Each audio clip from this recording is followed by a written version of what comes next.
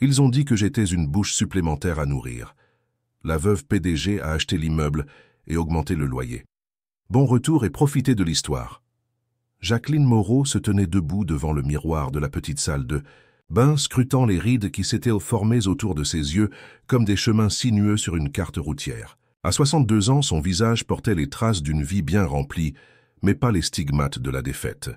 Ses cheveux, autrefois d'un noir profond, avaient viré au gris argenté, coiffés en un chignon élégant qui reflétait sa dignité naturelle. Elle ajusta sa blouse en soie bleue, un des rares luxes qu'elle s'autorisait encore depuis la mort de son mari Henri 3 ans plus tôt. La vie après le décès d'Henri n'avait pas été tendre. 38 années de mariage balayées en une fraction de seconde par un arrêt cardiaque. Aucun signe avant-coureur, aucun adieu. Juste le silence brutal qui avait remplacé la présence rassurante de l'homme qui avait partagé sa vie. Mais Jacqueline n'était pas du genre à s'apitoyer sur son sort. Veuve à 60 ans, elle avait continué de gérer la petite entreprise de conseil qu'elle avait fondée avec Henri, transformant le chagrin en détermination. Les affaires étaient florissantes jusqu'à ce diagnostic inattendu. Une tumeur, bénigne mais nécessitant une intervention chirurgicale délicate suivie d'une longue convalescence. Ce matin-là, dans l'appartement de son fils Olivier à Lyon, elle se préparait pour un rendez-vous important. 6 mois s'étaient écoulés depuis son opération. 6 mois où elle avait accepté, non sans réticence, l'invitation de son fils et de sa belle-fille Marguerite à venir habiter temporairement chez eux, le temps de se remettre. 6 mois, se sentir comme une intruse dans un espace qui n'était pas le sien, malgré tout ce qu'elle avait fait pour eux. « Maman, tu as bientôt fini. Sophie a besoin d'aller se brosser les dents avant l'école », lança Marguerite depuis le couloir, sa voix trahissant une impatience mal dissimulée. « J'ai presque terminé », répondit Jacqueline, sentant une fois de plus cette pointe d'inconfort dans son ventre. Cette sensation d'être de trop, d'occuper un espace qui ne lui était pas destiné. Elle sortit de la salle de bain, adressant un sourire à sa petite fille de 8 ans qui attendait dans le couloir, son cartable déjà sur les épaules. « Bonjour ma chérie », dit Jacqueline en se penchant pour embrasser Sophie. « Tu as bien dormi ?»« Quoi, mamie ?» répondit la fillette avant de s'engouffrer dans la salle de bain. Dans la cuisine, Olivier et Marguerite prenaient leur petit déjeuner en silence. L'atmosphère était tendue comme souvent ces derniers temps. À son arrivée, Jacqueline avait été accueillie avec chaleur et compassion. Olivier, son fils unique, avait insisté pour qu'elle vienne chez eux pendant sa convalescence. « C'est normal, maman, après tout ce que tu as fait pour nous, » avait-il dit. Mais les semaines avaient passé, puis les mois et l'hospitalité initiale s'étaient progressivement transformées en tolérance, puis en résignation. « J'ai un rendez-vous important ce matin », annonça Jacqueline en versant de l'eau chaude dans sa tasse. « Je ne rentrerai probablement pas avant la fin de l'après-midi. »« Encore un rendez-vous médical ?» demanda Olivier sans lever les yeux de son téléphone. « Non, c'est pour les affaires », répondit-elle, choisissant de ne pas entrer dans les détails. Un silence suivit. Marguerite échangea un regard avec Olivier. Ces regards, Jacqueline les connaissait bien maintenant. Ils étaient devenus fréquents, comme un code secret entre son fils et sa belle-fille, un langage qu'elle n'était pas censée comprendre, mais dont elle devinait le sens avec une douloureuse précision. « Je pense que nous devrions parler, maman », dit finalement Olivier, posant son téléphone, « à propos de ta situation. » Jacqueline sentit son cœur se serrer. « Ma situation ?»« Oui, de tes projets. Ça fait 6 mois maintenant et... » Il hésita, cherchant ses mots. « Et vous vous demandez quand je vais partir ?» termina-t-elle pour lui, sa voix calme malgré la tempête émotionnelle qui se déchaînait. En elle. « Ce n'est pas ça, » intervint Marguerite, mais son ton manquait de conviction. « C'est juste que l'appartement est petit, et avec Sophie qui grandit, je comprends, » coupa Jacqueline. « Ne vous inquiétez pas. Je suis consciente que ma présence a perturbé votre quotidien. » Elle but une gorgée de thé, appréciant la chaleur qui se répandait dans sa gorge, contrastant avec le froid qui s'était installé dans son cœur. J'ai commencé à chercher des solutions. L'expression soulagée qui traversa le visage de Marguerite fut comme un coup de poignard. Jacqueline se souvint alors de tous les sacrifices qu'elle avait faits pour eux, les heures supplémentaires, pour payer les études d'Olivier, la renonciation à ses propres rêves pour assurer son avenir, l'apport financier pour l'achat de cet appartement même où elle se tenait maintenant, traitée comme une invitée indésirable. On ne te met pas à la porte, maman, dit Olivier, une pointe de culpabilité dans la voix. Tu peux rester le temps qu'il faudra, c'est juste que je suis une charge, pensa-t-elle sans le dire. À la place, elle sourit et répondit « Je sais, mon chéri. Ne t'inquiète pas pour moi, j'ai toujours su me débrouiller. » Elle termina son thé en silence, observant ces deux personnes qu'elle aimait malgré tout, se demandant à quel moment elle était devenue invisible à leurs yeux. Quand avait-il oublié qui elle était vraiment? Plus tard, alors qu'elle attendait le bus qui la conduirait au centre-ville, Jacqueline sentit une détermination nouvelle monter en elle. Le rendez-vous qu'elle avait ce jour-là n'était pas anodin. C'était peut-être le début d'une nouvelle vie, une vie où elle ne serait plus considérée comme une charge, mais comme ce qu'elle avait toujours été, une femme forte, indépendante et digne de respect. Le cabinet d'avocats Dupont & Associés se trouvait dans un immeuble ancien du centre de Lyon. Laurent Dupont, un vieil ami d'Henri, l'accueillit avec chaleur dans son bureau aux murs tapissés de livres de droit. « Jacqueline, toujours aussi élégante, » dit-il en lui serrant la main. « Comment te sens-tu depuis l'opération ?»« Mieux chaque jour, Laurent. Merci de me recevoir à si brève échéance. »« Pour la veuve de mon plus vieil ami ?»« Toujours. » Il lui désigna un fauteuil en cuir face à son bureau. « Alors, de quoi voulais-tu me parler avec tant d'urgence ?» Jacqueline prit une profonde inspiration. « Je souhaite avoir une vision claire de ma situation financière. Toutes mes options. » Laurent la regarda avec curiosité. « Tu as des problèmes d'argent?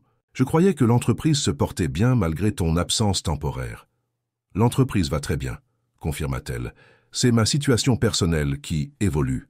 Je dois envisager de me reloger rapidement. »« Je croyais que tu habitais chez Olivier pendant ta convalescence? C'était l'arrangement initial, mais il est temps pour moi de reprendre mon indépendance. » Laurent acquiesça, percevant sans doute ce qu'elle ne disait pas.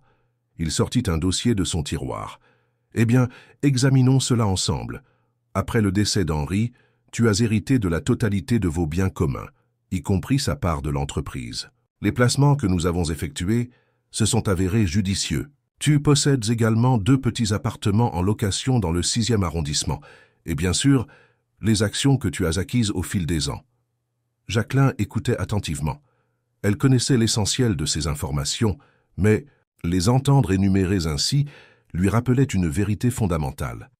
Elle n'était pas sans ressources, loin de là. « En résumé, » conclut Laurent après une analyse détaillée, « tu disposes d'un patrimoine conséquent et de revenus réguliers qui te permettent de vivre très confortablement où que tu choisisses d'habiter. » Un léger sourire se dessina sur les lèvres de Jacqueline.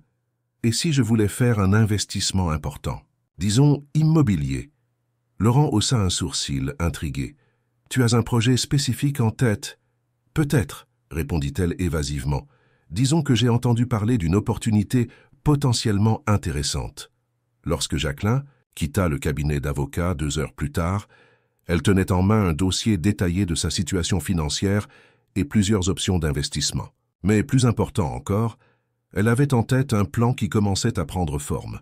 Un plan qui ferait comprendre à son fils et à sa belle-fille qu'elle n'était pas la vieille femme fragile et dépendante qu'ils semblaient voir en elle. En remontant le cours des terreaux, elle s'arrêta pour regarder la fontaine Bartholdi, admirant la façon dont l'eau s'écoulait des statues, imperturbable malgré les années qui passaient. Comme elle, l'eau trouvait toujours son chemin, contournant les obstacles, s'adaptant aux circonstances, mais jamais soumise, jamais vaincue. Son téléphone vibra dans son sac.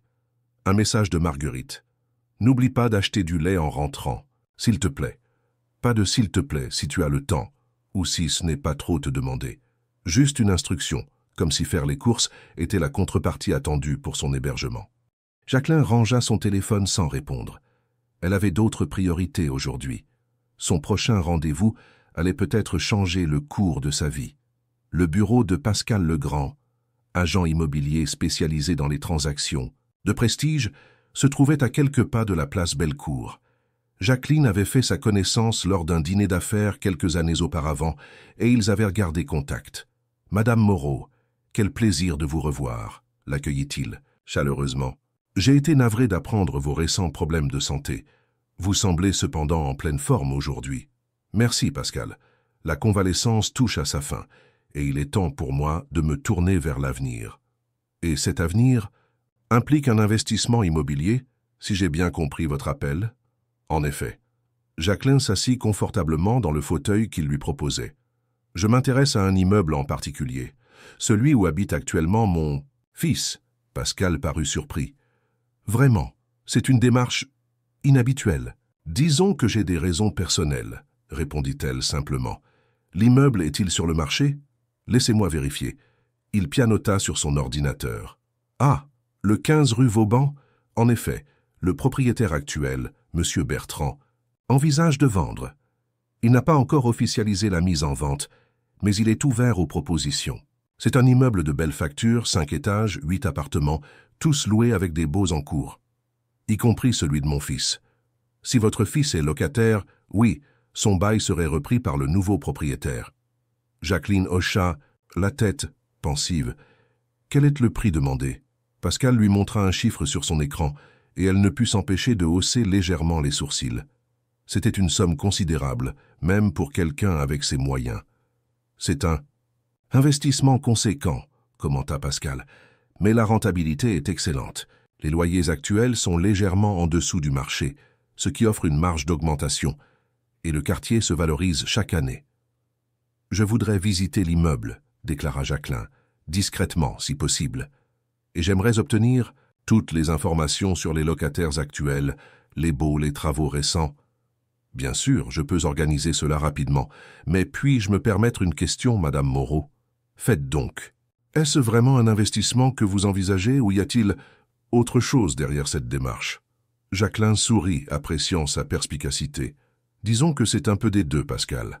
Un bon investissement et une leçon que je souhaite donner. » En quittant l'agence immobilière, Jacqueline se sentait plus légère qu'elle ne l'avait été depuis des mois. Pour la première fois depuis son opération, elle avait repris le contrôle de sa vie.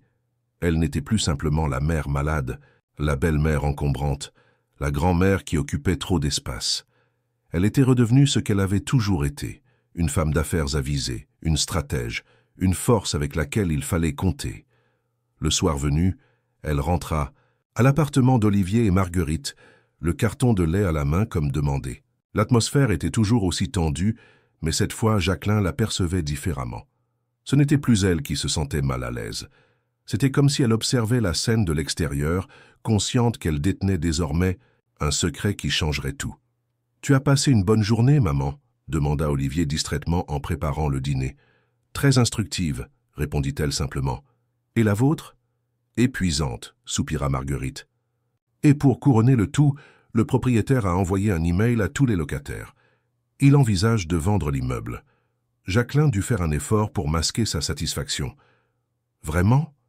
Et qu'est-ce que cela signifie pour vous ?»« Rien dans l'immédiat, » intervint Olivier. « Le bail court encore sur 2 ans, mais après, qui sait? Le nouveau propriétaire pourrait augmenter significativement le loyer, ou même décider de ne pas renouveler pour récupérer l'appartement. »« C'est inquiétant, » commenta Jacqueline avec une sympathie feinte. « Avez-vous pensé à acheter ?» Marguerite émit un petit rire amer. « Avec quoi? Nous n'avons pas les moyens d'acheter dans ce quartier. Les prix sont devenus fous. Et puis, ajouta Olivier avec un regard appuyé vers sa mère, nous avons déjà du mal à joindre les 2 bouts avec le loyer actuel et nos charges familiales. » Le message était clair. Jacqueline était considérée comme une charge, une bouche supplémentaire à nourrir, un fardeau financier. Elle hocha simplement la tête, serrant contre elle le dossier que lui avait remis Laurent Dupont plus tôt dans la journée, contenant les preuves de tout ce qu'elle avait fait pour eux au fil des ans. Le financement des études d'Olivier, l'apport pour l'achat de la voiture familiale, la contribution substantielle pour le versement initial de ce même appartement où ils vivaient tous. « Ne vous inquiétez pas, » dit-elle doucement. « Les solutions arrivent parfois d'où on les attend le moins. Si tu aimes l'histoire, tape 5 dans les commentaires et abonne-toi pour plus de vidéos comme celle-ci. Sinon, tape 0, cela m'aide à créer un contenu encore meilleur pour toi. » On continue.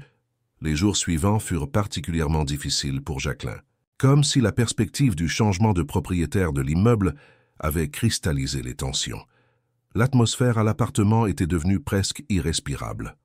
Olivier et Marguerite multipliaient les conversations à voix basse, s'interrompant brusquement lorsqu'elle entrait dans une pièce. La petite Sophie semblait être la seule à apprécier encore sincèrement sa présence, se blottissant contre elle le soir pour lire des histoires ou lui racontant avec enthousiasme ses journées. D'école. Un soir, alors que Jacqueline préparait le dîner, une tâche qu'elle avait progressivement assumée, comme une forme de compensation pour l'espace qu'elle occupait, elle entendit Olivier et Marguerite discuter dans le salon. « Nous ne pouvons pas continuer comme ça », disait Marguerite, sa voix à peine audible. « L'appartement est trop petit pour 4 personnes. »« Que veux-tu que je fasse ?» répondit Olivier, visiblement frustré. « C'est ma mère, je ne peux pas la mettre dehors. »« Je ne te demande pas de la mettre dehors, » soupira Marguerite. « Mais peut-être qu'une maison de retraite serait mieux adaptée. Elle aurait des soins, des activités, des gens de son âge. » Jacqueline sentit son cœur se serrer. Une maison de retraite. À 62 ans, en pleine possession de ses moyens, avec une entreprise florissante à gérer. L'idée était aussi absurde qu'humiliante. « Elle n'acceptera jamais, » répondit Olivier, après un long silence. Et puis, financièrement, je ne suis pas sûr que nous puissions y contribuer, avec la nouvelle situation qui se profile. Si le loyer augmente, justement raison de plus pour qu'elle utilise ses économies pour quelque chose d'utile, plutôt que de les garder pour... Pourquoi d'ailleurs? Ce n'est pas comme si elle avait encore de grands projets. La conversation continua, mais Jacqueline n'écoutait plus. Elle était trop occupée à contenir la colère qui montait en elle. Des économies, des projets, il n'avait aucune idée de qui elle était vraiment, de ce dont elle était capable. Il la voyait comme une vieille femme sans ambition, une simple charge financière et émotionnelle. Ils avaient oublié que c'était elle qui avait bâti une entreprise de rien. Elle qui avait permis à Olivier d'étudier dans les meilleures écoles. Elle qui avait toujours été le pilier de la famille, même après la mort d'Henri. Le lendemain matin, Jacqueline prit une décision. Elle appela Pascal Legrand. « Je suis prête à faire une offre pour l'immeuble », annonça-t-elle sans préambule. « Au prix demandé, en payant comptant. » Il y eut un silence à l'autre bout de la ligne. « C'est une décision importante, Madame Moreau. Êtes-vous certaine de vouloir aller si vite ?»« Tout à fait certaine, Pascal. J'ai les moyens et c'est un excellent investissement, comme vous me l'avez vous-même confirmé. Dans ce cas, je vais préparer l'offre immédiatement. Monsieur Bertrand sera certainement intéressé par une transaction rapide, surtout sans condition de financement. Une dernière chose, ajouta Jacqueline. Je souhaite que mon nom n'apparaisse pas tout de suite. Utilisez votre société comme intermédiaire jusqu'à la signature définitive. Pour quelle raison, si je puis me permettre? Disons que je préfère annoncer la nouvelle moi-même à certains des locataires, répondit-elle avec un sourire dans la voix. Les événements s'enchaînèrent ensuite rapidement. L'offre fut acceptée en moins de 48 heures. Les site petites vérifications d'usage s'avérèrent satisfaisantes. L'immeuble était en bon état. Les comptes de la copropriété sains, les loyers régulièrement versés. 2 semaines après sa décision initiale, Jacqueline se retrouvait dans le bureau de Laurent Dupont, signant l'acte d'acquisition qui faisait d'elle la propriétaire officielle de l'immeuble où vivait son fils. « Félicitations », dit Laurent, en lui tendant la liasse de documents. « Tu viens de réaliser un investissement solide. Mais je reste curieux. Pourquoi cet immeuble en particulier ?» Jacqueline lui sourit. « Disons que je souhaitais me rapprocher de ma famille. Et maintenant ? Maintenant, je vais faire ce que tout bon investisseur ferait, optimiser la rentabilité de mon bien. » Laurent la regarda avec un mélange d'admiration et d'inquiétude. « Tu comptes augmenter les loyers. »« Seulement pour certains appartements, » précisa-t-elle. « Ceux qui le méritent. » En sortant du bureau de l'avocat, Jacqueline passa devant un salon de thé élégant. Sur une impulsion, elle y entra et commanda une pâtisserie et un thé. C'était un petit plaisir qu'elle s'accordait rarement ces derniers temps, mais aujourd'hui était un jour spécial. Elle savoura chaque bouchée, chaque gorgée, appréciant ce moment de calme avant la tempête qu'elle s'apprêtait à déclencher. Son téléphone vibra. Un message d'Olivier. « Où es-tu? Tu avais dit que tu serais là pour garder Sophie cet après-midi. » Elle avait complètement oublié cet engagement. Ces derniers temps, elle était devenue la baby-sitter par défaut. Une autre manière pour Olivier et Marguerite de rentabiliser sa présence. Elle répondit simplement « Désolé, j'ai un rendez-vous important, je serai de retour en fin d'après-midi. » La réponse ne tarda pas. « Super. Maintenant, on doit trouver quelqu'un d'autre au pied levé. Merci de prévenir plus tôt la prochaine. » Foi.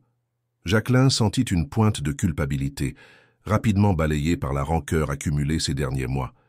Quand était-elle devenue, à leurs yeux, une simple commodité, un service disponible à volonté?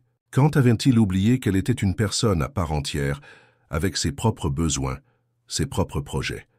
Elle termina son thé et se dirigea vers l'agence immobilière de Pascal Legrand. Il était temps de mettre en œuvre la seconde partie de son plan. « Bonjour, Madame Moreau, ou devrais-je dire Madame la propriétaire ?» la salua Pascal avec un sourire complice. « Tous les documents sont prêts. Voulez-vous que nous informions dès maintenant les locataires du changement? »« De propriétaires. »« Pas tous, » répondit-elle en s'asseyant. « Je souhaite d'abord m'occuper personnellement de l'appartement 3B. »« L'appartement de votre fils, » nota Pascal. « Et que souhaitez-vous leur communiquer exactement ?» Jacqueline sortit une enveloppe de son sac. « Cette notification d'augmentation de loyer, à effet immédiat pour le prochain terme. » Pascal prit l'enveloppe et examina son contenu. Ses yeux s'écarquillèrent légèrement. « C'est substantiel. »« Triplement du montant actuel, » confirma-t-elle.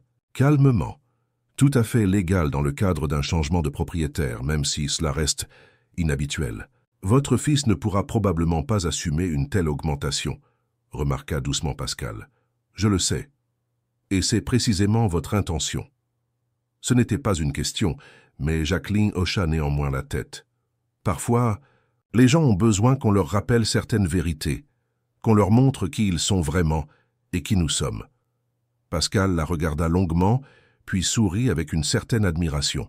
« Je me chargerai personnellement de cette notification. Souhaitez-vous être présente lorsqu'ils la recevront? »« Non, » répondit-elle. « Je préfère qu'ils la trouvent dans leur boîte aux lettres ce soir. Je serai à l'appartement quand ils rentreront. Mais je veux qu'ils découvrent d'abord le document, qu'ils réalisent la situation par eux-mêmes, comme vous voudrez. Et pour les autres appartements? Informez-les simplement du changement de propriétaire. Aucune modification des conditions pour l'instant. » En sortant de l'agence, Jacqueline sentit une émotion contradictoire l'envahir. D'un côté, une satisfaction presque viscérale à l'idée de la leçon qu'elle s'apprêtait à donner. De l'autre, une tristesse profonde face à la nécessité même de cette leçon. Comment en était-il arrivé là? Comment son propre fils avait-il pu oublier tout ce qu'elle représentait, tout ce qu'elle avait fait? Elle passa le reste de l'après-midi à marcher dans les rues de Lyon, admirant les façades des immeubles haussmanniens, les petites places ombragées, les devantures des boutiques. Cette ville qu'elle aimait tant, où elle avait vécu toute sa vie adulte, lui apparaissait aujourd'hui sous un jour nouveau. Elle n'était plus simplement une habitante parmi d'autres, mais une propriétaire, quelqu'un qui possédait un petit morceau de cette cité millénaire. Vers 18 heures, elle rentra à l'appartement. Ni Olivier ni Marguerite n'étaient encore rentrés, mais Sophie était là, gardée par une voisine qui partit dès l'arrivée de Jacqueline. « Mamie !» s'exclama la petite fille en se jetant dans ses bras. « Tu étais où?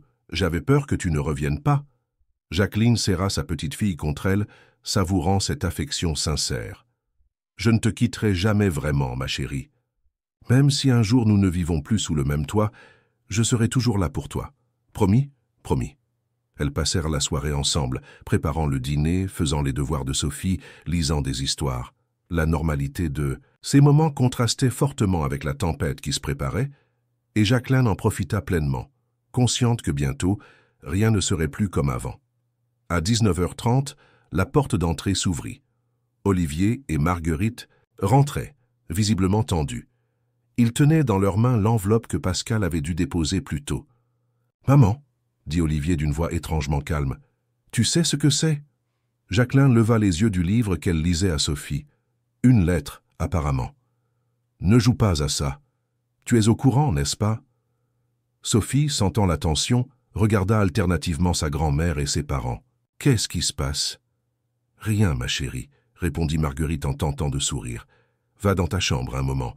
Les adultes doivent parler. » Une fois Sophie partie, Olivier brandit l'enveloppe devant Jacqueline. « L'immeuble a été vendu. Et le nouveau propriétaire triple notre loyer. Triple. C'est complètement insensé. » Jacqueline garda son calme, observant attentivement leur réaction. « En effet, cela semble excessif. »« Excessif ?» s'exclama Marguerite, les joues empourprées par la colère. « C'est criminel. Nous ne pourrons jamais payer une telle somme. Jamais.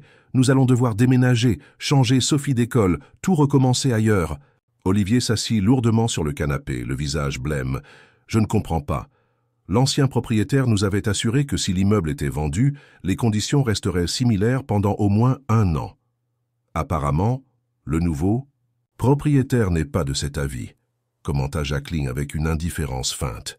Comment peux-tu rester aussi calme? S'énerva Marguerite. Ça nous concerne tous, y compris toi. Où iras-tu si nous devons quitter cet appartement? Cette question, posée sans la moindre considération pour ce que Jacqueline pourrait ressentir, fut comme une confirmation de tout ce qu'elle avait perçu ces derniers mois. Elle n'était qu'un problème logistique à leurs yeux, une complication supplémentaire dans une situation déjà difficile.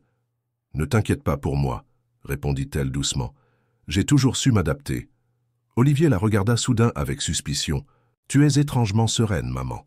Comme si tu savais déjà. » Jacqueline ne dit rien, soutenant simplement le regard de son fils. « Attends, » continua Olivier, une lueur de compréhension traversant son visage. « Tous ces rendez-vous, mystérieux ces dernières semaines, tu étais au courant pour la vente de l'immeuble ?»« J'étais plus qu'au courant, » admit finalement Jacqueline, sa voix ferme mais dépourvue d'animosité. Elle sortit un dossier de son sac et le posa sur la table basse. « Je suis la nouvelle propriétaire. » Le silence qui suivit fut assourdissant. Olivier et Marguerite la fixaient, incrédules, comme si elle venait de leur annoncer qu'elle était en réalité une extraterrestre. « C'est une blague » articula finalement Marguerite. « Absolument pas. » Jacqueline ouvrit le dossier, révélant l'acte de propriété. « J'ai acquis cet immeuble il y a exactement 3 jours. »« Mais comment? Avec quel argent ?» balbutia Olivier. Jacqueline eut un sourire triste. « Tu vois, c'est exactement ça le problème. Tu ne sais même pas qui je suis. Tu as oublié que j'ai bâti une entreprise prospère avec ton père. Tu as oublié que j'ai continué à la faire fructifier après sa mort. Tu as oublié que j'ai des investissements, des revenus locatifs. Mais pourquoi ?» coupa Olivier, la voix tremblante. « Pourquoi acheter cet immeuble? Et surtout, pourquoi augmenter notre loyer à ce point ?» Jacqueline se leva lentement, s'approcha de la fenêtre et contempla la rue en contrebas avant de se retourner vers eux. « Il y a 3 soirs, j'étais dans la cuisine.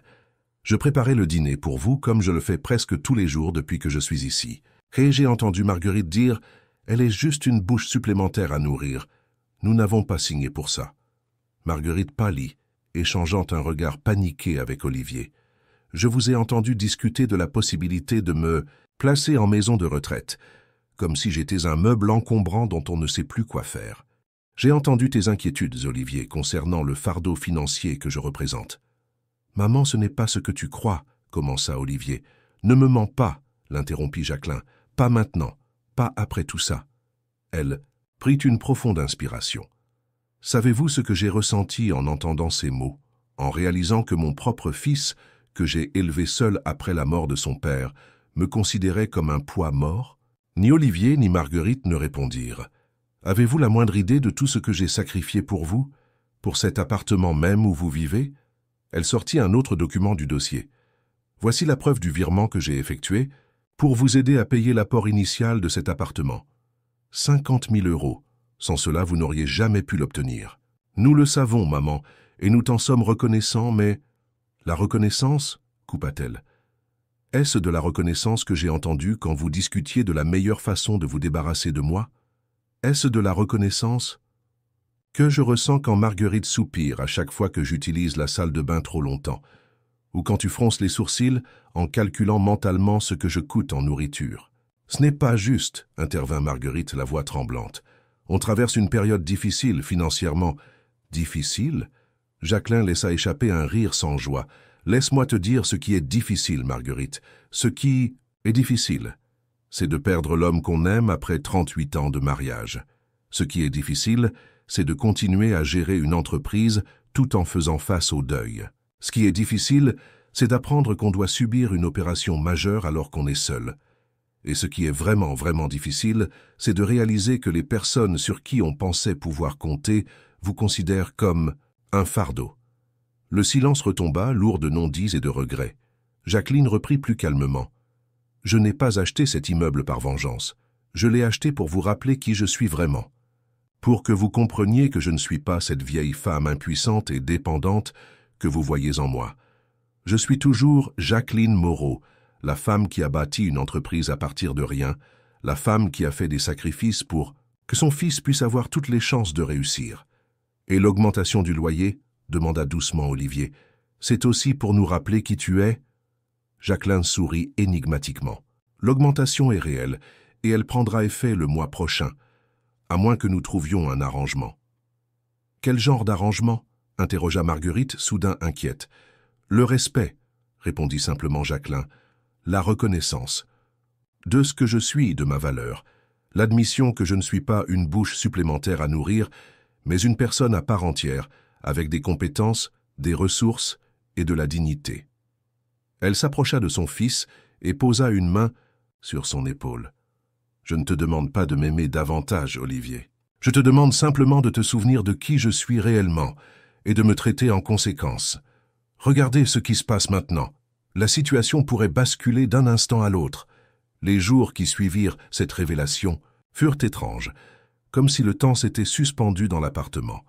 Olivier et Marguerite semblaient marcher sur des œufs autour de Jacqueline, oscillant entre la colère contenue, la honte et une forme de respect craintif. Seule Sophie continuait à se comporter normalement avec sa grand-mère, ignorant tout du drame qui se jouait entre les adultes.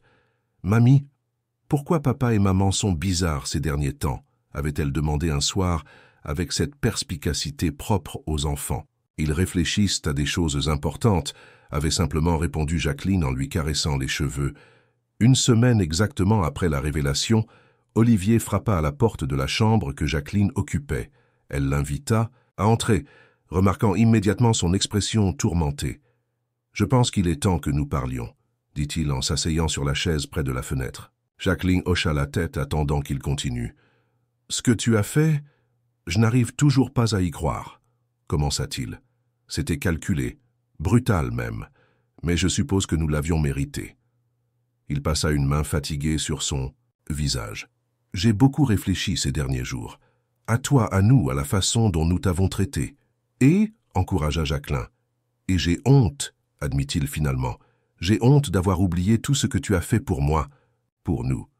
J'ai honte d'avoir permis que tu te sentes comme un fardeau dans notre maison. J'ai honte que tu aies dû aller jusqu'à acheter cet immeuble pour nous rappeler qui tu es vraiment. » Jacqueline sentit son cœur se serrer. Malgré la dureté de la leçon qu'elle avait voulu donner, elle n'avait jamais souhaité que son fils souffre. « Olivier, non, laisse-moi finir, » l'interrompit-il. « Depuis la mort de papa, je crois que j'ai été incapable de te voir autrement que comme ma mère qui avait besoin de protection. J'ai occulté la femme forte, indépendante et brillante que tu as toujours été. Et quand tu es tombée malade, c'est devenu encore pire. Je t'ai réduite à ton âge, à ta condition physique temporairement diminuée. » Il se leva et s'approcha d'elle. « Je ne cherche pas d'excuses. Ce que nous avons dit, Marguerite et moi, était inexcusable. Mais je veux que tu saches que je regrette sincèrement. Et si tu nous laisses une chance, je promets que les choses seront différentes. » Jacqueline observa son fils, cherchant dans ses yeux la sincérité de ses paroles. Elle y trouva du remords, de l'amour, mais aussi une nouvelle forme de respect qu'elle n'avait pas vue depuis longtemps. « Je ne te demanderai jamais de nous faire une faveur avec le loyer, » continua Olivier. « Si tu décides de maintenir cette augmentation, nous l'accepterons comme la conséquence logique de nos actes. Nous trouverons une solution, même si cela signifie déménager. » Jacqueline lui prit les mains. « Mon objectif n'a jamais été de vous chasser de cet appartement, Olivier. C'était de vous rappeler qui je suis. »« Et tu as brillamment réussi, » sourit-il faiblement. « Je ne t'oublierai plus jamais. » Cette conversation marqua un tournant. Dans les jours qui suivirent, Olivier et Marguerite commencèrent à traiter Jacqueline différemment. Non pas avec la déférence craintive des premiers jours après la révélation, mais avec un respect authentique. Ils sollicitaient son avis sur des décisions importantes, l'incluaient réellement dans les discussions familiales. Et surtout, ils s'intéressaient sincèrement à ses projets, à ses idées, à ce qu'elle ressentait.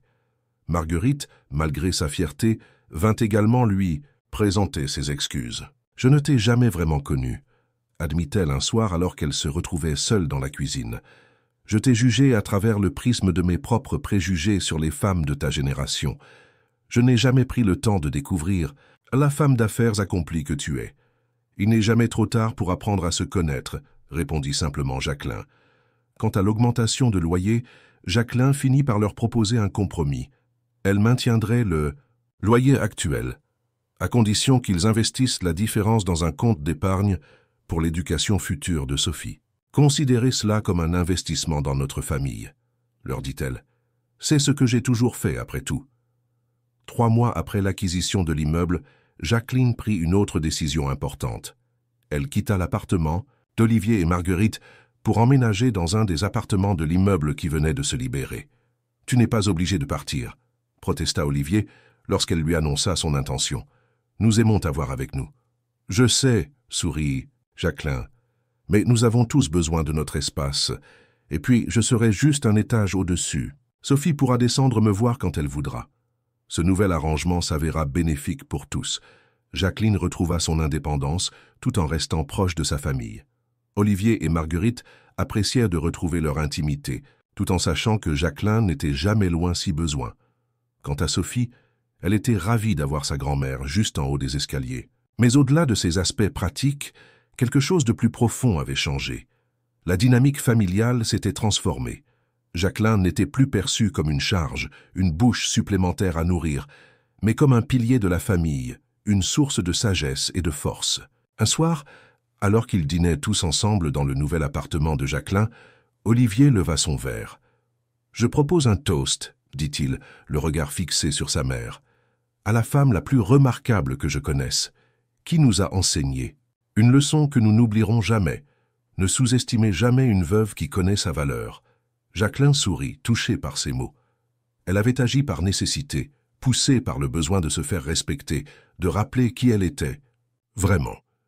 Mais en cours de route, elle avait également redécouvert une partie d'elle-même qu'elle avait commencé à oublier après la mort d'Henry. Sa force, son indépendance, sa capacité à prendre des décisions audacieuses. Avez-vous déjà connu quelqu'un qui a dû prendre une décision radicale pour se faire respecter? Partagez votre expérience dans les commentaires. Les mois passèrent et la vie reprit son cours, mais différemment. Jacqueline avait repris activement la direction de son entreprise, qui prospérait plus que jamais. Elle avait également commencé à s'impliquer dans la gestion de son immeuble, apportant des améliorations appréciées par tous les locataires, à l'exception peut-être du couple du 4e étage qui se plaignait systématiquement de tout. Olivier avait obtenu une promotion dans son travail, en partie grâce aux conseils avisés de sa mère sur la négociation salariale. Marguerite, quant à elle, avait décidé de retourner à l'université pour compléter le diplôme qu'elle avait abandonné à la naissance de Sophie. Jacqueline lui avait proposé de s'occuper de sa petite fille les jours de cours, non pas par obligation cette fois, mais par choix. « Tu es sûr que ça ne te dérange pas ?» avait demandé Marguerite, encore peu habituée à cette nouvelle dynamique. « Au contraire », avait répondu Jacqueline. « Sophie et moi avons nos petites habitudes maintenant. Et puis cela me permet de ralentir un peu, de profiter des petites choses. » Leur relation, autrefois tendue et empreinte de méfiance, s'était transformée en un respect mutuel, et même, progressivement, en une amitié sincère. Elles avaient appris à se connaître réellement, au-delà des préjugés et des rôles, préétablis de belle-mère et belle-fille. Un après-midi, alors que Jacqueline aidait Sophie à faire ses devoirs dans son appartement, la petite fille leva les yeux de son cahier et demanda abruptement « Mamie, pourquoi papa et maman étaient fâchés contre toi avant ?» Jacqueline fut prise de court par cette question directe. « Qu'est-ce qui te fait penser qu'ils étaient fâchés contre moi ?»« Je les entendais parler quand ils pensaient que je dormais, » expliqua Sophie. « Ils disaient que tu coûtais cher et que c'était difficile de t'avoir à la maison. Et puis après, ils avaient peur que tu augmentes le loyer. Et maintenant, ils sont tous gentils avec toi et tu vis dans ton propre appartement. Je ne comprends pas ce qui s'est passé. » Jacqueline soupira, touchée par la perspicacité de sa petite fille. Comment expliquer une situation aussi complexe à une enfant de 8 ans? « Parfois, Sophie, » commença-t-elle doucement, « les adultes oublient des choses importantes. Ton papa et ta maman avaient oublié qui j'étais vraiment. Ils me voyaient comme une vieille dame qui avait besoin d'aide, pas comme la personne forte que j'ai toujours été. Mais tu es forte, mamie. Tu peux porter mon cartable et tu sais réparer les choses cassées. » Jacqueline rit. « C'est vrai, mais je parle d'un autre type de force, la force d'être indépendante, de prendre ses propres décisions, de se faire respecter. » Sophie réfléchit un moment. « Alors tu as acheté notre immeuble pour leur montrer que tu es forte ?»« En quelque sorte, oui, » admit Jacqueline. « Je voulais leur rappeler que je ne suis pas juste une grand-mère ou une mère, mais aussi une femme capable, avec ses propres ressources et sa propre vie. « Je comprends », dit Sophie avec une sagesse étonnante pour son âge. « C'est comme quand Léa à l'école me disait que je ne savais pas jouer au foot parce que je suis une fille, et puis je lui ai montré que je pouvais marquer des buts mieux qu'elle. » Jacqueline sourit, touché par cette comparaison simple mais juste. « Exactement, ma chérie. Parfois, on doit montrer aux gens ce dont on est capable pour qu'ils nous respectent. Je suis contente que tu sois ma grand-mère, » déclara Sophie en se blottissant contre elle. « Et je n'oublierai jamais que tu es forte. » Ce moment avec Sophie resta gravé dans la mémoire de Jacqueline. Il lui rappelait pourquoi toutes ces épreuves en avaient valu la peine.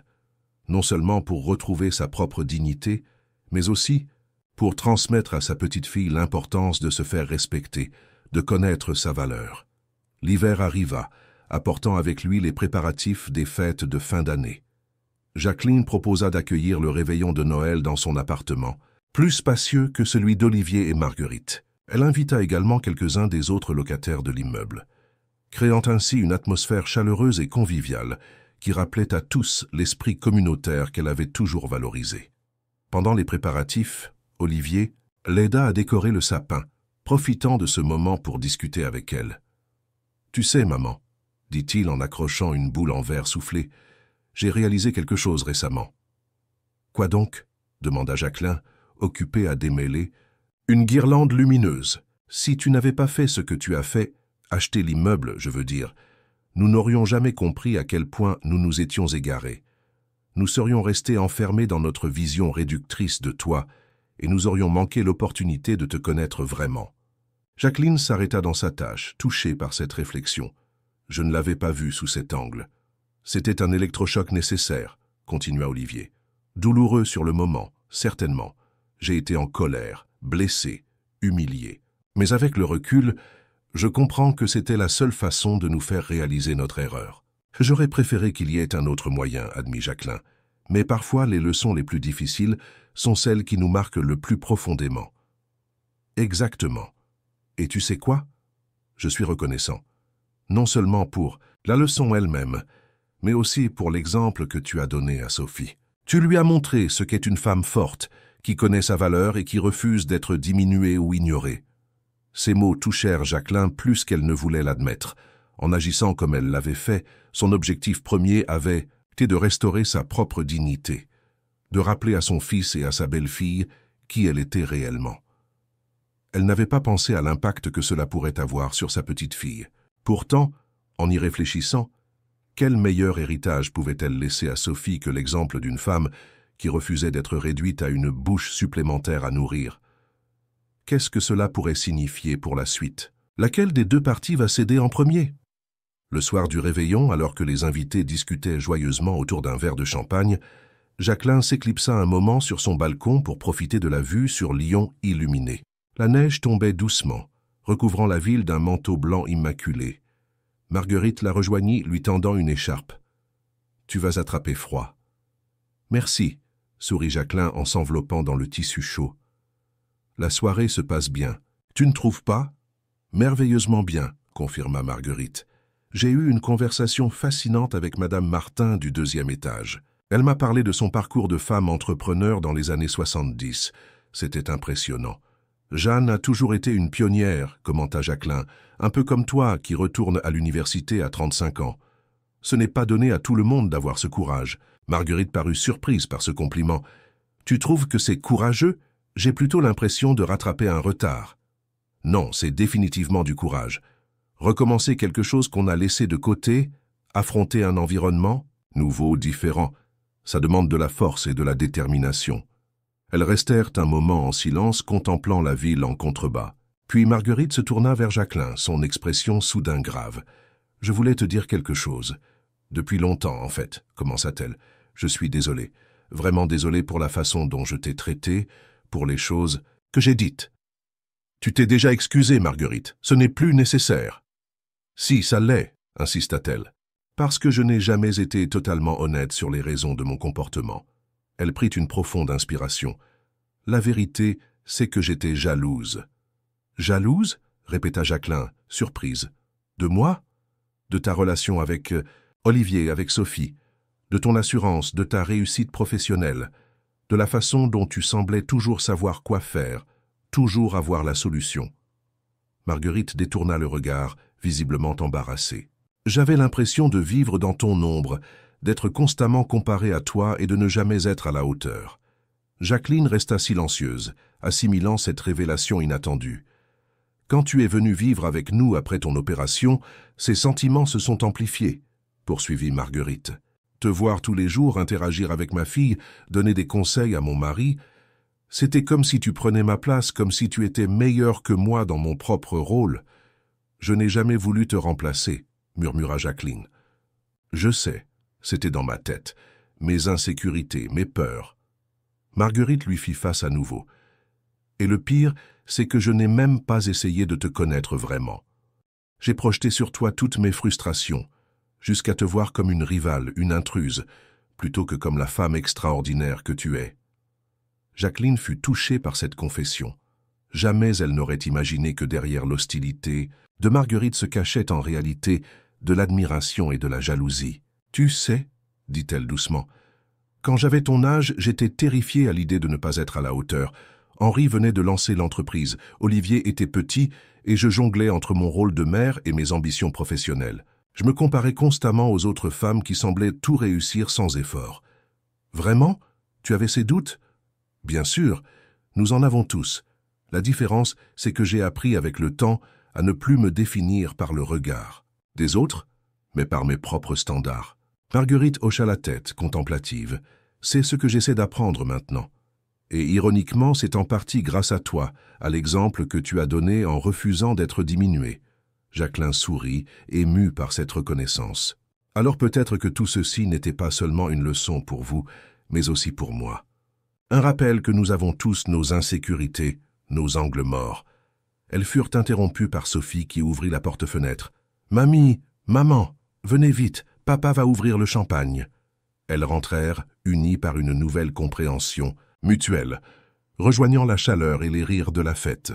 Plus tard, cette nuit-là, après le départ des invités, alors qu'Olivier et Marguerite aidèrent Jacqueline à ranger, Sophie s'était endormie sur le canapé, épuisée par les émotions de la soirée. « Elle peut rester dormir ici si vous voulez, » proposa Jacqueline. « J'ai préparé la chambre d'amis au cas où. » Olivier et Marguerite échangèrent un regard, puis Olivier sourit. « Pourquoi pas nous tous? Il est tard, et ça serait comme un prolongement de la fête de Noël. » Jacqueline fut surprise par cette proposition. « Vous voulez dormir ici? »« Si ça ne te dérange pas, » dit Marguerite, « comme quand nous étions tous sous le même toit, mais cette fois-ci, en invité bienvenu dans ton espace. » Le symbolisme de cette inversion des rôles n'échappa pas à Jacqueline. Il y a quelques mois, elle était l'invitée tolérée dans leur appartement. Aujourd'hui, il demandait à être accueilli dans le sien, non par nécessité, mais par choix et avec respect. « J'en serais ravie, » répondit-elle avec un sourire chaleureux. Cette nuit-là, alors que tout le monde dormait paisiblement dans son appartement, Jacqueline s'approcha de la fenêtre pour contempler une dernière fois la ville endormie sous la neige. Elle pensa au chemin parcouru depuis cette soirée fatidique où elle avait entendu les mots qui avaient tout déclenché. Elle est juste une bouche supplémentaire à nourrir. Ces mots cruels avaient été comme un électrochoc, la forçant à se rappeler qui elle était réellement et à le démontrer de la manière la plus spectaculaire qui soit. Son geste avait été audacieux, peut-être même disproportionné aux yeux de certains, mais il avait eu le mérite de rétablir non seulement sa propre dignité, mais aussi de reconfigurer totalement la dynamique familiale. Elle n'était plus une bouche supplémentaire à nourrir. Elle était Jacqueline Moreau, veuve accomplie, femme d'affaires respectée, propriétaire immobilière, grand-mère aimante et pilier indéfectible d'une famille qui avait finalement appris à voir au-delà des apparences. Un léger sourire aux lèvres, Jacqueline repensa à la conversation qu'elle avait eue plus tôt avec Marguerite. Cette confession de jalousie l'avait surprise, mais elle avait aussi ouvert une nouvelle porte dans leur relation. Peut-être que, parfois, les conflits devaient atteindre leur paroxysme pour que les vrais sentiments puissent enfin s'exprimer. Elle observa la neige qui continuait de tomber doucement sur Lyon, transformant la ville en un paysage de contes de fées. Demain serait Noël, un nouveau jour dans cette nouvelle vie qu'elle s'était construite. Une vie où elle n'était plus définie par ce qu'elle avait perdu, son mari, sa santé temporairement, mais parce qu'elle avait gagné le respect, la reconnaissance et une place à part entière dans sa famille. Le printemps suivant apporta de nouveaux changements. Jacqueline avait décidé de prendre un associé dans son entreprise, lui permettant de réduire progressivement son temps de travail sans pour autant se retirer complètement. « Je veux profiter de la vie », avait-elle expliqué à Olivier, tout en gardant un pied dans le monde des affaires. Cette décision lui donnait plus de temps pour ses projets personnels, notamment la rénovation des parties communes de l'immeuble, qui était devenue une sorte de passion. Les locataires, initialement méfiants envers cette propriétaire qui avait triplé le loyer d'un appartement, avaient fini par apprécier son engagement et sa disponibilité. Un samedi de mai, alors que Jacqueline supervisait l'installation d'un nouveau système d'interphone, elle reçut un appel d'Olivier. « Maman, j'ai une proposition à te faire », dit-il sans préambule. « Marguerite et moi avons réfléchi. Nous voudrions t'inviter à venir en vacances avec nous cet été. 3 semaines en Corse, dans une villa avec piscine. Sophie est déjà super excitée à l'idée. » Jacqueline fut touchée par cette invitation. « C'est très gentil, mais êtes-vous sûr? 3 semaines ensemble, c'est long. »« C'est justement ce que nous voulons, » affirma Olivier. « Du temps ensemble, en famille. Pas par obligation ou par nécessité, comme avant, mais par choix, parce que nous apprécions ta compagnie, ta sagesse, ton humour. » « Mon humour? Vraiment ?» rit Jacqueline. « Absolument.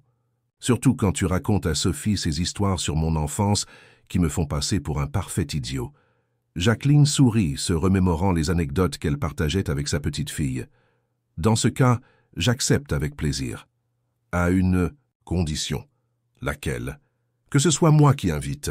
Considérez cela comme un cadeau pour vos 5 ans d'efforts pour obtenir vos diplômes, Marguerite et toi. » Il y eut un silence à l'autre bout de la ligne. « Maman, ce n'est pas nécessaire. Nous avons les moyens maintenant, avec ma promotion et le nouveau travail de Marguerite. »« Je sais, » coupa doucement Jacqueline, « et c'est précisément pourquoi. Je veux le faire. Non pas parce que vous avez besoin de mon aide financière, mais parce que j'ai envie de vous faire ce plaisir. Accepter des cadeaux fait aussi partie du respect mutuel, tu sais. » Après un moment d'hésitation, Olivier céda. « D'accord, mais le prochain voyage sera sur nous. » Marché conclu. Ces vacances en Corse furent mémorables, loin des tensions. Du passé, la famille put enfin profiter pleinement du temps passé ensemble. Jacqueline, Olivier, Marguerite et Sophie explorèrent les criques cachées, dégustèrent la cuisine locale et partagèrent de longues conversations sous les étoiles méditerranéennes. Il y eut des moments d'hilarité, comme lorsque Jacqueline tenta d'apprendre à faire du paddle et finit à l'eau après 10 secondes, provoquant les éclats de rire de Sophie. Il y eut aussi des instants plus profonds, notamment quand Olivier et sa mère évoquèrent ensemble, pour la première fois depuis longtemps, leurs souvenirs d'Henri. Mais le moment qui marqua le plus Jacqueline fut une simple déclaration de Sophie, alors qu'elle construisait un château de sable ensemble. « Tu sais, mamie, » dit la petite fille en façonnant soigneusement une tourelle, « maman m'a expliqué ce que tu as fait. »« Ce que j'ai fait ?» répéta Jacqueline, incertaine. « Oui, comment tu as acheté notre immeuble pour montrer à papa et maman que tu es forte et pas juste une vieille dame. » Jacqueline jeta un regard vers Marguerite, qui bronzait à quelques mètres de là. Celle-ci lui adressa un petit signe de tête, comme pour confirmer qu'elle avait effectivement eu cette conversation avec sa fille. « Et qu'est-ce que tu en penses ?» demanda Jacqueline, curieuse de la réaction de sa petite fille. Sophie réfléchit un instant, son petit front plissé par la concentration. « Je pense que c'était cool. Un peu comme quand la princesse dans mon livre préféré se déguise en chevalier pour sauver le royaume. » Elle leva les yeux vers sa grand-mère. « Quand je serai grande, je veux être comme toi. Pas comme avant, quand tu étais triste dans notre appartement. Mais comme maintenant, quand tu souris beaucoup et que tu fais ce que tu veux. » Ces paroles simples mais profondes résonnèrent en Jacqueline avec une intensité qu'elle n'avait pas anticipée. Dans sa quête pour restaurer sa dignité, pour rappeler à son fils et à sa belle-fille qui elle était réellement, elle avait également offert à sa petite-fille un modèle de force féminine, d'indépendance et de respect de soi. « Tu sais, ce qui est encore mieux que d'être comme quelqu'un d'autre, » dit-elle en ébouriffant affectueusement les cheveux de Sophie, « c'est d'être toi-même. Une Sophie encore plus forte, encore plus intelligente, encore plus aimante que toutes les grand-mères du monde. » La petite fille sourit, révélant l'espace laissé par une dent de lait récemment tombée. « Mais Je peux quand même acheter. J'ai un immeuble un jour si quelqu'un est méchant avec moi. Jacqueline éclata de rire. On verra ça le moment venu, ma chérie. De retour à Lyon après ses vacances idylliques, la vie reprit son cours, mais avec une nouvelle harmonie. Jacqueline continuait de vivre dans son appartement, gérant son immeuble et son entreprise avec la même efficacité tranquille. Olivier et Marguerite poursuivaient leurs carrières respectives, épanouis dans leurs choix professionnels. Sophie grandissait, développant jour après jour un caractère qui mêlait la détermination de sa grand-mère à la sensibilité de ses parents. Un mois après leur retour, Jacqueline reçut une visite inattendue. Pascal Legrand, l'agent immobilier qui l'avait aidé à acquérir l'immeuble. « Je passais dans le quartier et j'ai pensé à vous », expliqua-t-il en acceptant la tasse de thé qu'elle lui proposait. « Je voulais voir comment se passait votre expérience de propriétaire. »« Merveilleusement bien », répondit Jacqueline en l'invitant à s'asseoir sur la terrasse ensoleillée. « Les locataires sont charmants pour la plupart, l'immeuble est en bon état et j'apprécie beaucoup d'être impliqué dans sa gestion.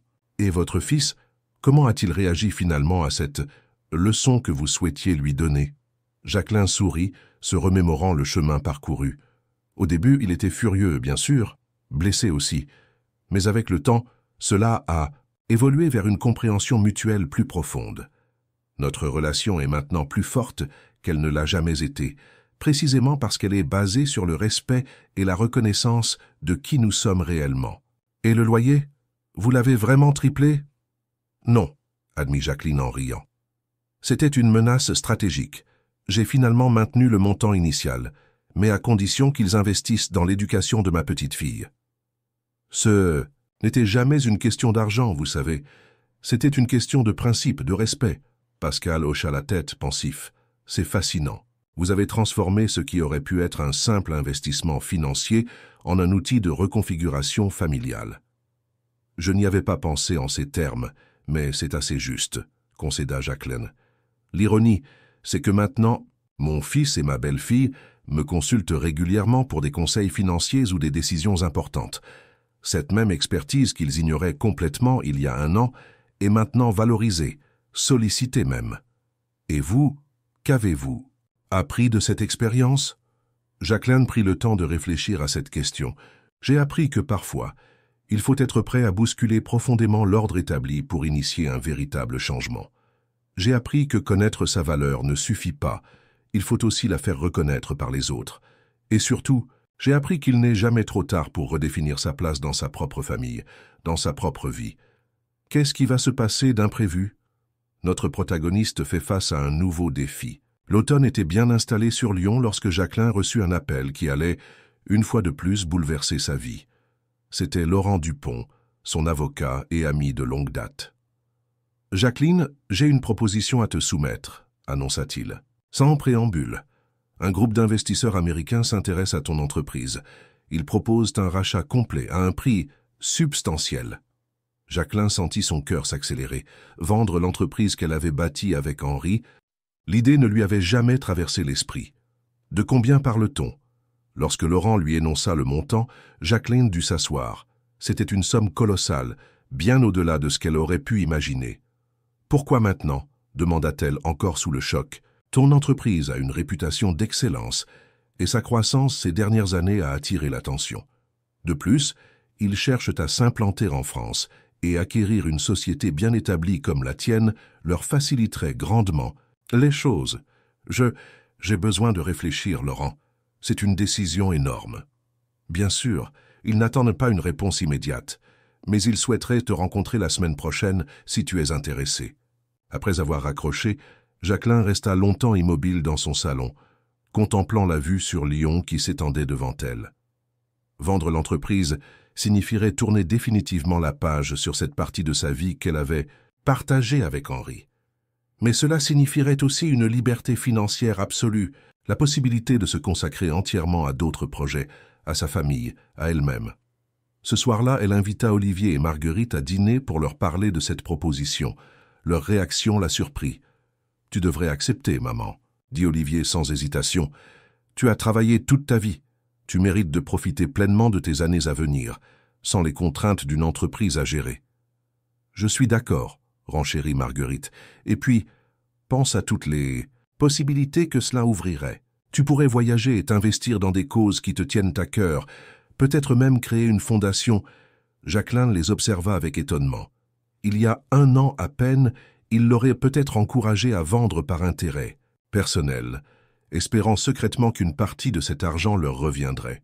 Aujourd'hui, leurs conseils semblaient sincèrement motivés par le souci de son bien-être. « Vous ne pensez pas que je serais perdue sans mon entreprise ?» demanda-t-elle. « C'est une partie tellement importante de ma vie depuis si longtemps. »« Tu as prouvé que tu étais bien plus que ton entreprise, » répondit doucement Olivier. « Quand papa est décédé, tu as continué. Quand tu es tombé malade, tu t'es relevé. Quand nous t'avons maltraité, tu as riposté de manière spectaculaire. » Il sourit. « Tu es Jacqueline Moreau. Quoi que tu choisisses de faire ensuite, tu le feras avec la même force et la même détermination. » Ces paroles la touchèrent profondément. Son fils avait raison. Elle était plus que son travail, plus que les rôles qu'elle avait endossés toute sa vie. Elle était une femme qui, à 63 ans, pouvait encore se réinventer, explorer de nouvelles possibilités, vivre pleinement. La semaine suivante, elle rencontra les investisseurs américains. Ils étaient jeunes, dynamiques, respectueux de ce qu'elle avait bâti.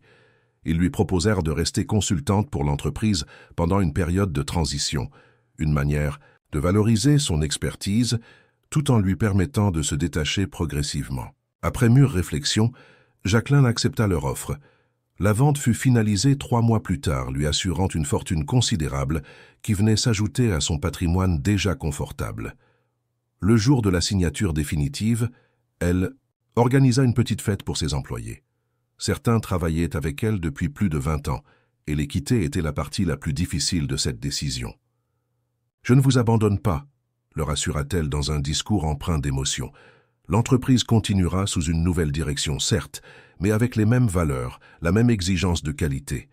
Et je resterai présente pour assurer la transition. » En rentrant chez elle ce soir-là, Jacqueline fut surprise de trouver Olivier, Marguerite et Sophie qui l'attendaient dans son appartement, une bouteille de champagne ouverte. « Nous avons pensé que tu aurais besoin de compagnie », expliqua Marguerite en lui tendant une coupe. « Pour célébrer cette nouvelle étape, ou pour me consoler », sourit Jacqueline, touchée par leur attention. « Les deux peut-être », admit Olivier. « C'est un grand changement. » Ils passèrent la soirée à discuter de l'avenir, des projets que Jacqueline pourrait maintenant entreprendre. Sophie, qui avait été autorisée à rester debout plus tard pour l'occasion, suggéra qu'elles voyagent ensemble. On pourrait aller voir les pyramides, ou la Grande Muraille de Chine, ou les pingouins en Antarctique, s'enthousiasmait-elle. Peut-être pas tout en même temps, rit Jacqueline, amusée par l'énergie de sa petite fille. Mais oui, voyager est définitivement sur ma liste. À un moment, alors que Sophie s'était endormie sur le canapé et que Marguerite était au téléphone dans une autre pièce, Olivier se retrouva seul avec sa mère sur la terrasse. « Tu sais, » dit-il en contemplant les lumières de Lyon, « je me demande parfois ce que papa aurait pensé de tout ça. De toi qui achètes notre immeuble de la vente de l'entreprise. » Jacqueline sourit évoquant le souvenir d'Henri. « Ton père aurait probablement ri aux éclats en apprenant pour l'immeuble. Il a toujours apprécié l'ironie et les gestes audacieux. Quant à l'entreprise, » elle réfléchit un instant. « Je crois qu'il aurait compris. Il savait mieux que quiconque que les entreprises sont comme des êtres vivants. Elles naissent, grandissent et parfois doivent être transmises pour continuer à prospérer. Il serait fier de toi, » affirma Olivier, « de la femme que tu es devenue après son départ. Forte, indépendante, mais aussi plus ouverte, plus capable de profiter de la vie. »« J'espère, » murmura Jacqueline, « parce que je suis certainement fier de toi, de l'homme, du mari, du père que tu es devenu, malgré nos désaccords passés. » Ils levèrent leurs verres en silence, dans un toast tacite à Henri, à ce qu'ils avaient traversé et à l'avenir qui s'ouvrait devant eux. Les mois qui suivirent la vente de l'entreprise furent pour Jacqueline une période d'exploration et de redécouverte. Libre de toute obligation professionnelle pour la première fois depuis des décennies, elle put enfin suivre ses envies, ses curiosités, sans contrainte de temps ou d'argent. Elle voyagea d'abord seule, puis avec Sophie pendant les vacances scolaires. Ensemble, elles visitèrent Rome, Barcelone et même New York, créant des souvenirs qui resteraient gravés dans leur cœur pour toujours. Mais Jacqueline ne se contentait pas de voyager. Elle s'impliqua également dans diverses associations, mettant son expertise en gestion au service de causes qui lui tenaient à cœur, l'aide aux femmes entrepreneurs, le soutien aux veuves en difficulté, l'accompagnement des personnes âgées isolées. C'est d'ailleurs dans le cadre de cette dernière association qu'elle fit la connaissance de Robert Leclerc, un ancien architecte de 68 ans, veuf comme elle depuis 5 ans. Leur amitié se développa naturellement, nourrie par des intérêts communs et des expériences de vie similaires. Un dimanche, alors que Jacqueline avait invité sa famille à déjeuner, elle leur annonça qu'elle avait également convié Robert. La nouvelle fut accueillie avec curiosité et une certaine excitation, surtout de la part de Marguerite. « C'est sérieux entre vous ?» demanda-t-elle avec un sourire malicieux, tandis qu'elle préparait l'entrée dans la cuisine. « C'est amical », répondit Jacqueline, légèrement embarrassée. « Robert est un homme charmant, cultivé, attentionné. Nous apprécions la compagnie l'un de l'autre. »« Maman », intervint Olivier qui avait surpris leur conversation, « tu n'as pas besoin de te justifier. Tu as le droit d'avoir une vie sentimentale, tu sais. » Jacqueline fut touchée par cette remarque. Un an plus tôt, Olivier aurait peut-être été mal à l'aise à l'idée que sa mère puisse avoir une relation, comme si cela trahissait d'une certaine manière la mémoire de son père. Aujourd'hui, il l'encourageait à saisir cette chance de bonheur. « Nous verrons où cela nous mène, » dit-elle simplement. « Pour l'instant, nous prenons notre temps, nous apprenons à nous connaître. » Le déjeuner fut un succès. Robert s'intégra parfaitement au cercle familial, conversant avec aisance sur des sujets variés, faisant rire Sophie avec ses anecdotes d'architecte et impressionnant Olivier par ses connaissances en vin. Plus tard, alors que Jacqueline le raccompagnait à sa voiture, il lui prit doucement la main. « Ta famille est merveilleuse, Jacqueline. On voit à quel point ils t'aiment et te respectent. »« Ça n'a pas toujours été le cas, » admit-elle. « Nous avons traversé des moments difficiles, comme toutes les familles, sourit-il. L'important est d'en ressortir plus fort, plus unis, ce qui semble être votre cas. » Alors qu'il s'apprêtait à partir, Robert hésita, puis se tourna vers elle. « Je me demandais, accepterais-tu de m'accompagner au concert de l'Orchestre national ?»« C'est de Lyon la semaine prochaine ?»« Avec plaisir, » répondit Jacqueline, surprise par la chaleur qui envahissait son cœur à cette simple perspective. En regardant la voiture de Robert s'éloigner, Jacqueline fut frappée par l'ironie de la situation. Un an plus tôt, elle avait été considérée comme une bouche supplémentaire à nourrir, une charge pour sa famille. Aujourd'hui, elle était une femme libre, financièrement indépendante, respectée par son fils et sa belle-fille, adorée par sa petite-fille et courtisée par un homme charmant. Le chemin avait été sinueux, parfois douloureux, mais chaque épreuve l'avait conduite exactement où elle devait être.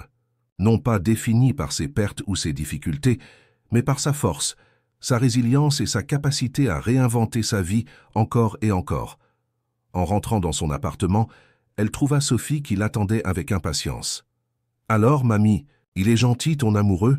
Jacqueline rit touchée par la franchise enfantine. « Ce n'est pas encore mon amoureux, ma chérie, mais oui, il est très gentil. »« Il te fait sourire ?» observa Sophie avec sagesse. « C'est le plus important. Tu as raison, » admit Jacqueline en serrant sa petite fille contre elle. « Le sourire est le plus important. » Et tandis qu'elle contemplait sa famille réunie dans son salon, discutant joyeusement, à l'aise dans cet espace qui était le sien, Jacqueline Moreau sut avec certitude qu'elle n'avait jamais été aussi heureuse, aussi complète, aussi pleinement elle-même qu'à cet instant précis. Elle n'était pas simplement une veuve qui avait survécu à la perte de son mari. Elle n'était pas simplement une femme d'affaires qui avait réussi. Elle n'était pas simplement une mère ou une grand-mère.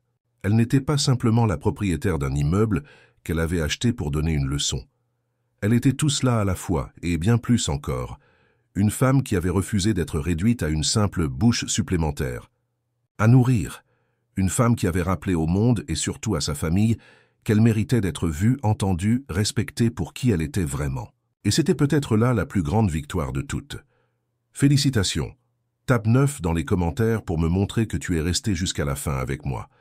Merci d'avoir regardé, et à demain pour une nouvelle histoire sur cette même chaîne.